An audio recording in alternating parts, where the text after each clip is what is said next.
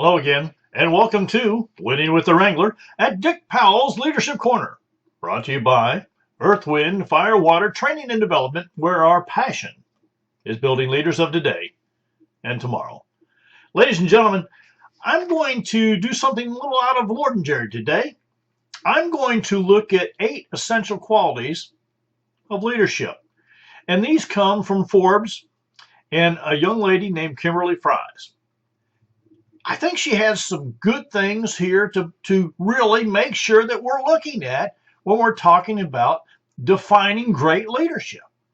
And that's why I'm going to use it straight from hers. Now, I'm going to add some things that maybe she didn't think about, or maybe I don't know. We're going to see. But the number one thing that she says is important is sincere enthusiasm. And I do agree about that. I have to tell you, these 8 essential qualities that define great leadership. Being sincere, I believe, is really a big one. So many times I run into leaders who, gosh, they almost sound sleazy because you can tell by the words they're using that they're not sincere. You see, she writes, true enthusiasm for a business, its products, and its mission cannot be faked. Employees can recognize insincere cheerleading from a mile away. I think they can. But I do think that this enthusiasm, sincere enthusiasm, becomes clear when people really know who you are. And as a leader, you've taken time to build the relationship between yourself and them. You've taken time to be sincere and build a relationship to actually find out who and what they are and what they stand for, what they like to do for fun, and you build that enthusiasm for the organization. I believe it all goes together. That's why sincere enthusiasm is so important. Now, the second one that she rates in here is integrity. And boy, am I all over it. I am so disappointed in some of the leaders that I've been working with that they just have no integrity. You see, integrity means when you make a mistake, you stand up and say you made a mistake and you make it right. Integrity means putting safety of your people and quality instead of quantity first. You see, great leaders exhibit integrity at all times. Whether they're at home, they're out playing golf, they're on the floor with the people, no matter where they're at, they're always going to do the best thing for the organization every time. A great leader, to me, is always thinking about the people within the organization all the time. And how do the people align with the mission and the vision of the organization? You see, those two things start to go together rather quickly now, don't they? And that's why when this young lady, Kimberly Fries, put this together, I have to tell you, I looked at it and said, this is something I need to share with the leaders around the country. And so as you're listening, understand that, yes, I'm borrowing, I'm going here, I'm giving you something from someone else, but this is so important. You see, the third thing she wrote on her list was great communication skills. She believes that one of the 8 essential qualities that define great leadership is good communication. And boy, do I like that. You see, I really do believe that leaders must motivate, instruct, and discipline the people they're in charge of. The other part of this communication has to be a communication that happens from the bottom to the top, from the top to the bottom, from the left to the right, all around, and it has to go easily. So that everyone knows what the vision is, the future picture. Everyone knows what the mission is, the calling and the purpose.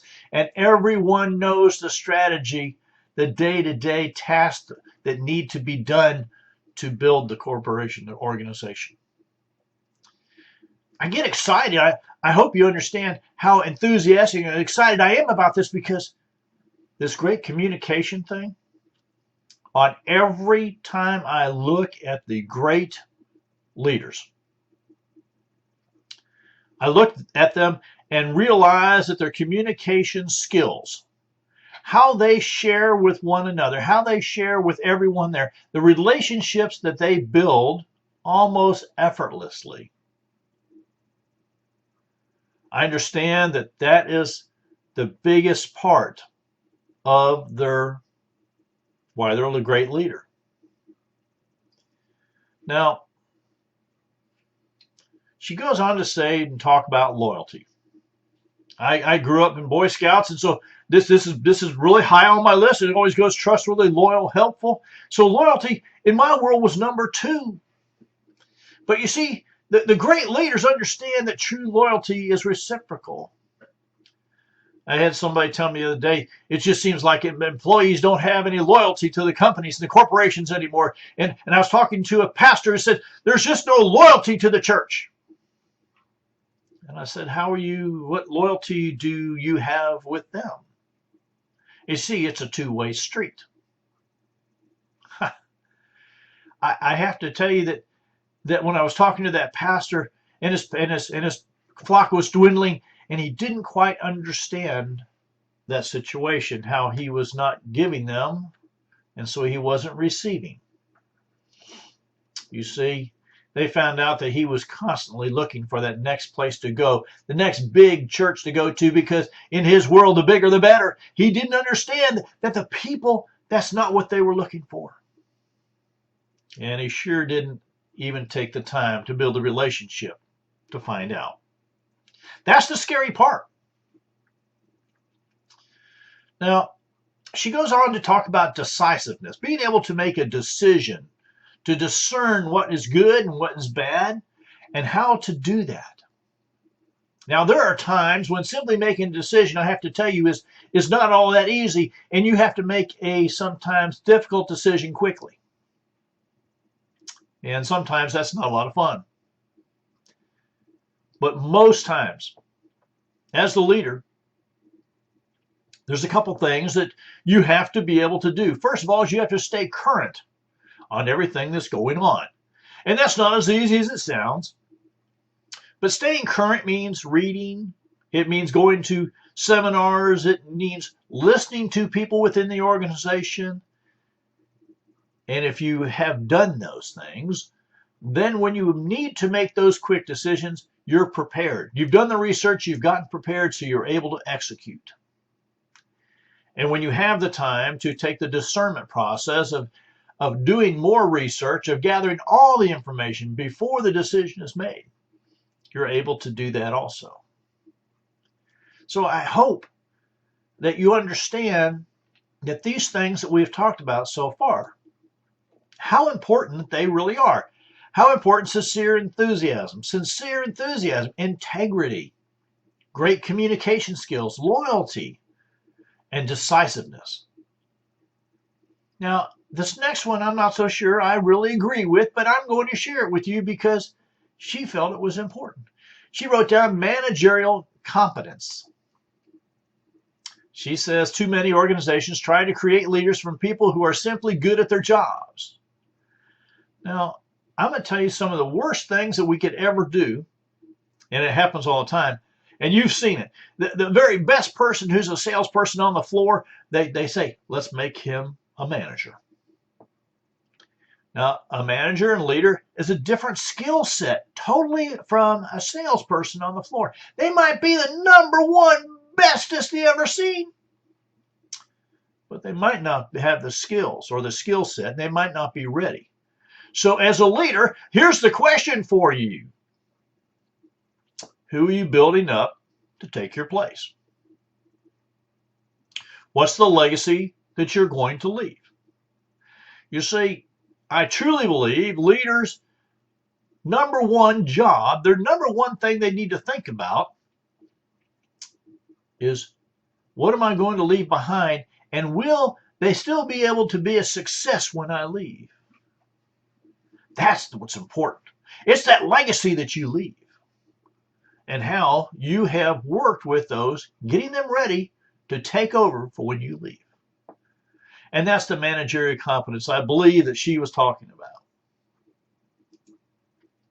She goes on to talk about empowerment. And empowerment, you know, in the early 70s, empowerment was the granddaddy word. And we're all going to be empowered. And the companies came around and they did a I feel good, you feel good kind of dog and pony show. And then everybody went back to work and it went back the way it was. Empowerment means that you're going to provide, train, encourage, support, make sure they have the equipment to be a success. And I don't believe that happens easily, because if you as a leader, you're not taking the time to go out and build that relationship to find out what exactly they need, you're not going to know. When I was a director of education at a large corporation, I spent most of my time in the field, believe it or not, working and speaking to the people actually doing the work. My boss would often say, Dick, I can't believe you're putting on blue jeans and steel-toed shoes to go out and talk to those people. And I said, if we're going to run a training and education department, I need to know what they need to know, so we can make sure we have the right training facility, we have the right training materials, we have the right instructors, we have the right instruction materials. Well, I did pretty good in there, lasted about 5 years, and then they asked me to retire. When I retired, the new person came in, never left his office. He was all about spreadsheets, not about the people. Company started to dwindle, started to go away. Empowerment. How are you empowering the people around you? Making sure that they have what they need to be successful. You see, there's more to it than just using the word. Now, number 8 she put on here, and I have to tell you that, again, I struggle with it because, well, the word's charisma.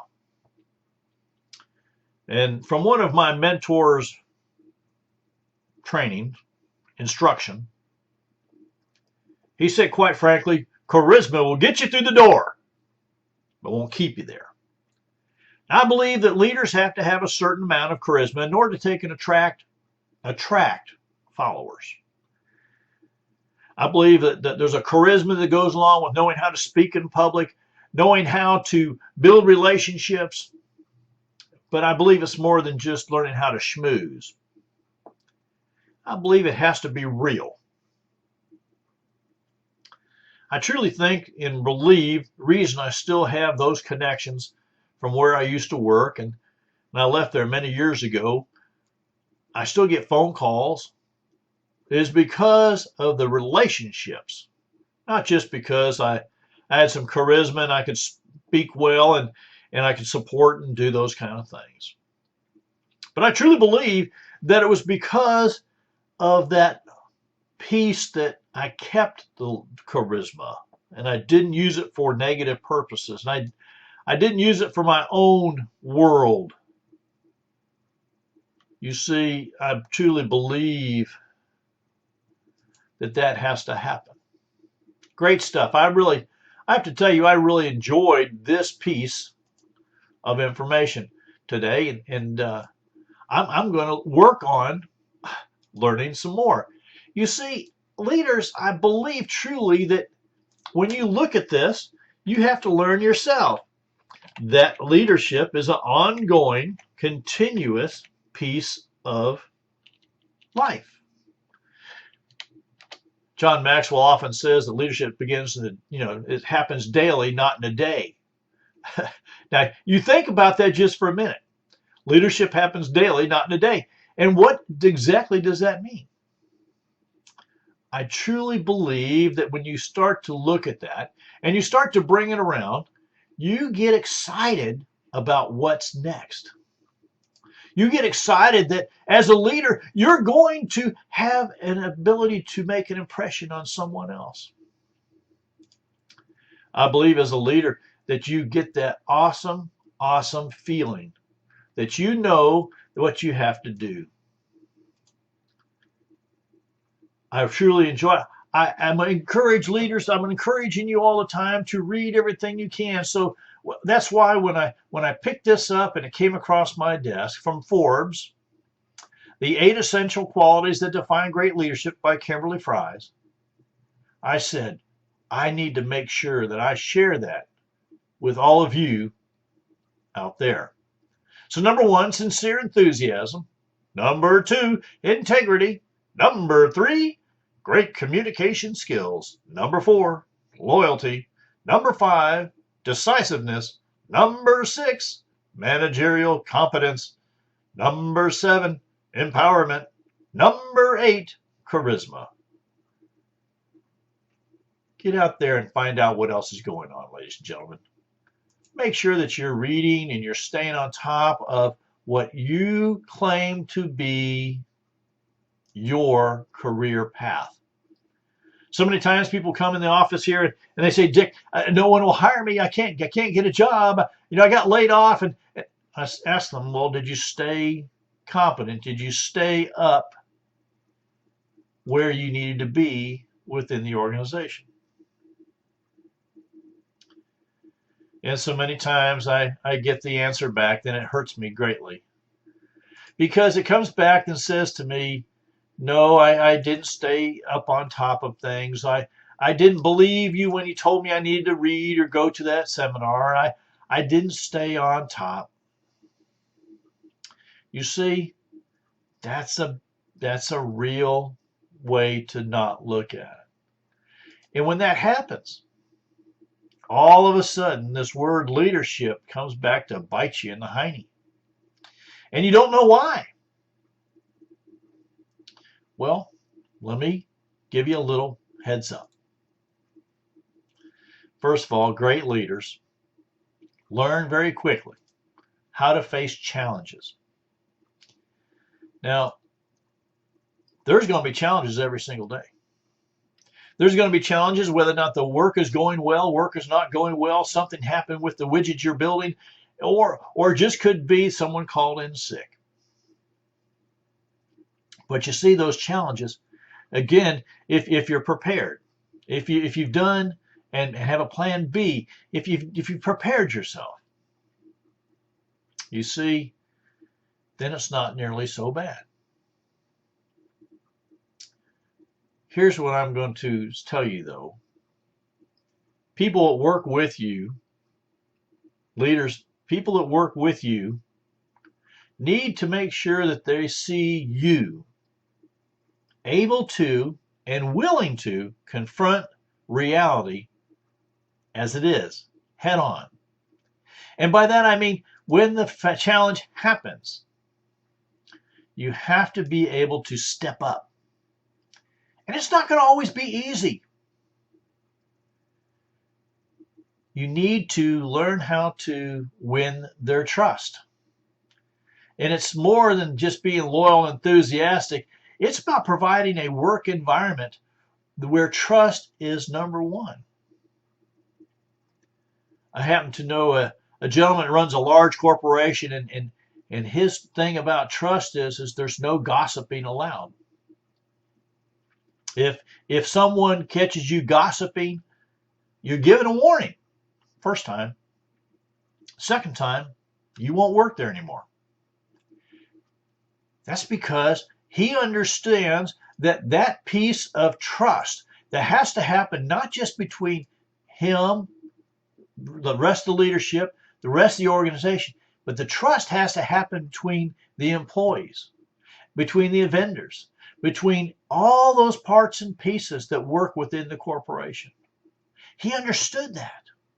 And when he understood that and he explained it to the people and actually put it into their contract that they're hired by, it was funny. We all thought he was just off his rocker.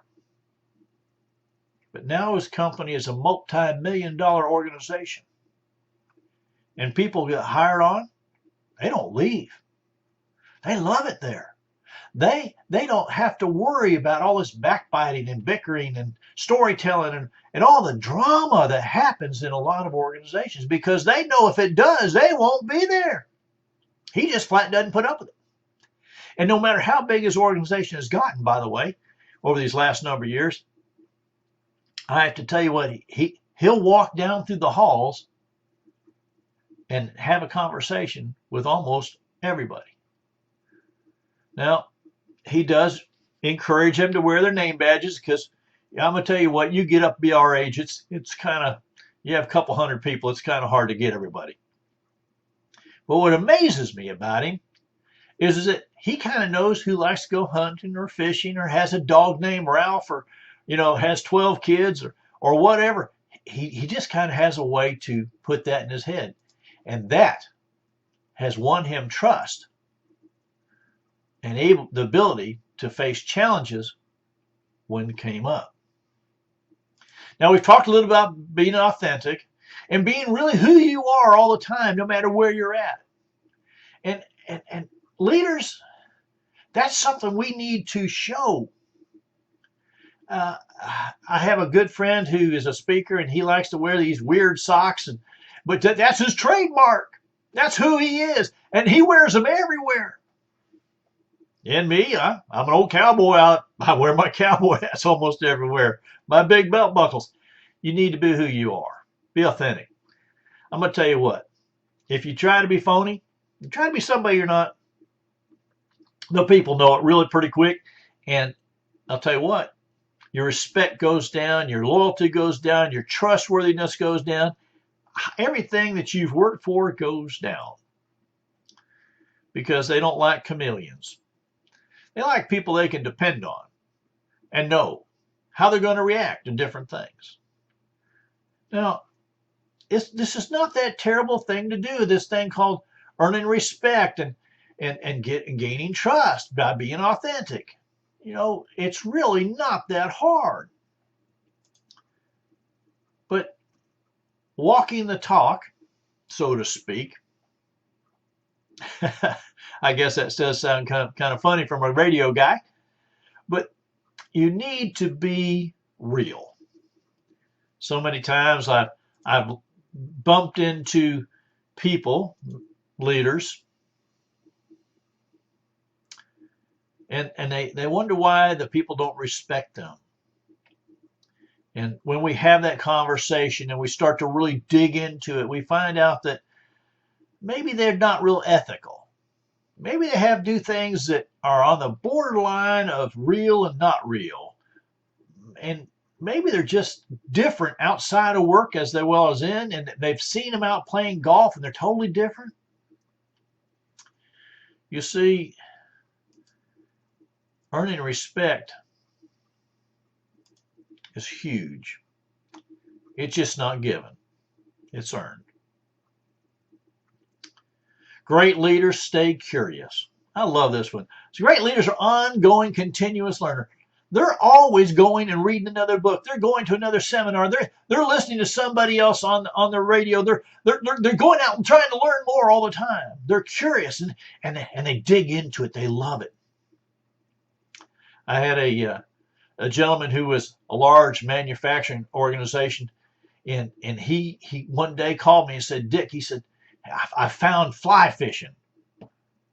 I said, George, what do you mean you found fly fishing? He says, man, it's something new. I said, well, it's pretty old as the hills, but the thing is because he got so curious about it, he developed a new product.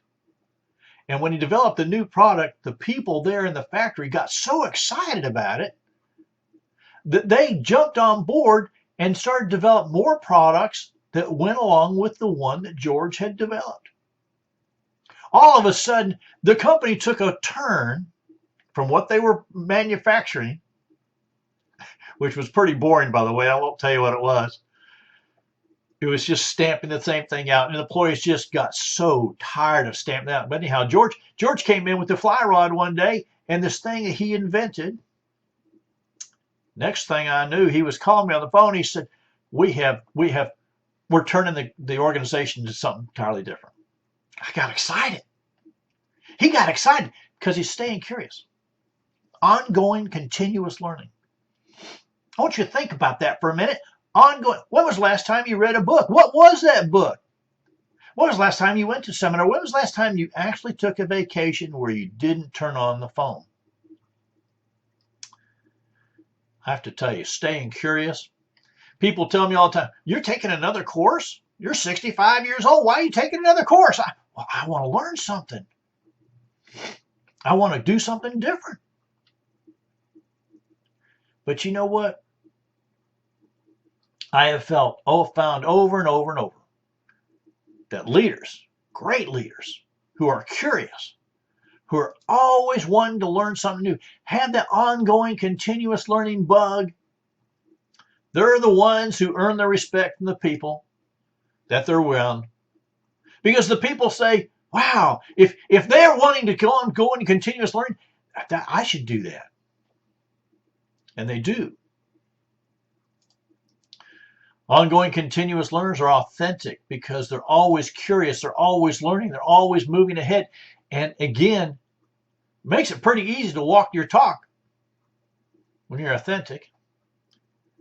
You know, my grandfather always said it's easier to take and always tell the truth. You never have to remember what you lied about.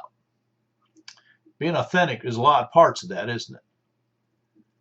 You see, this ongoing continuous learner is real easy to learn how to win trust. The people that work with you and around you, when they see that you're an ongoing continuous learner, they're going to mark you as a great leader. They're going to mark you as someone they want to be like. Because that ongoing continuous learner is going to be able to face challenges that most leaders would shy away from. Now, we've really talked about some interesting things today about leadership. And I have to tell you that as the more I learn, the more I go, the more I grow, the more exciting this is for me. I've spent my life teaching and instructing on personal accountability and personal leadership.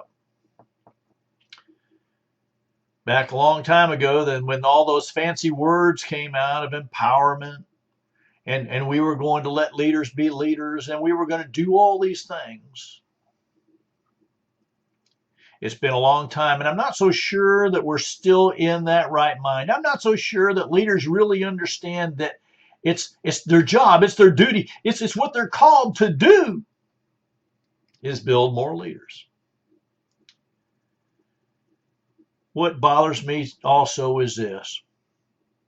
When I stand in front of a group of people and I ask the question, how many of you are leaders? And I get very few hands, because people don't realize that everyone is a leader.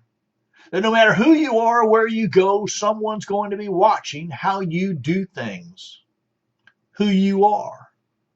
And I know your mama told you not to judge a book by its cover, but people do, and your mama did too. Leadership. Leadership happens daily, not in a day. Leadership is influence, nothing more and nothing less. So make sure that you're a great leader, that you're influencing those and building relationships with everyone. Make sure you're passing it on, sharing the knowledge of what it means to be a great leader. And that's my hope for you today. Now, on behalf of myself, Dick Powell, and the whole Leadership Corner team, we want to say thank you for being a part of today's program. Our hope is that you've received a nugget of wisdom and guidance that will help you build your leadership ability. Now, if you have any questions or comments on today's program, don't hesitate. Send me an email, dick@leadershipwrangler.com. dick@leadershipwrangler.com. Go and set your very own appointment with me at www.leadershipwrangler.com. www.leadershipwrangler.com. If it's burning, just burning desire, call me. 727-422-1833. 727-422-1833. And when you're ready to have your next organization get together, and you're looking for that great speaker to speak on leadership and accountability, give us a call, Leadership Wrangler, and make it happen. Well, until next time, DW the Wrangler saying, ride hard, ride fast.